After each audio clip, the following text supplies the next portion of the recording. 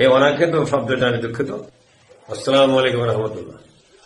সম্মিলিত সোশ্যাল মিডিয়ার দর্শক ও শ্রোতাবিন্দু, আমি গাইবান্ধা জেলা ম্যাজিস্ট্রেটের অফিস আইন শৃঙ্খলা মিটিংয়ে আমি একটি কথা বলেছিলাম যে গাইবান্ধা জেলা ডিসি অফিসেও দুর্নীতি হয়ে থাকে, 7 লাখ টাকার দুর্নীতি হয়েছে। এই কথাটা জেলা অফিস থেকে জেলা পরিষদ, গাইবান্ধা জেলা পরিষদের নির্বাহী কর্মকর্তা ছিলেন আব্দুর রউফ তালুকদার, তার নেতৃত্বে গত 2024 সালে এই দুর্ঘটনা ঘটেছে। 7 লক্ষ টাকার একটা দুর্নীতি হয়েছে, যেটা ট্রেজারিতে জমা হয়নি। তো আমার এই বাচন ভঙ্গিটা হয়তো জেলা প্রশাসন, জেলা ম্যাজিস্ট্রেট বা ডিসি অফিস হয়েছে, কিন্তু ওটা ডিসি অফিস হবে না, ওটা হবে জেলা পরিষদ। এই অনাকাঙ্ক্ষিত শব্দটা আমি দুঃখিত। এটা নিয়ে গতকালকেই আমার বাড়িতে সাবেক আমাদের জেলা পরিষদ সদস্য একজন এবং ওই ঘাটের সঙ্গে যারা জড়িত ছিল তারা এসে আমার বাড়িতে বসে তাদের একটা আলোচনা করেছিলাম, কিন্তু টাকা উদ্ধারে কোনো সমাধান হয়নি। এইটা নিয়ে আমি কথাটা বলেছিলাম।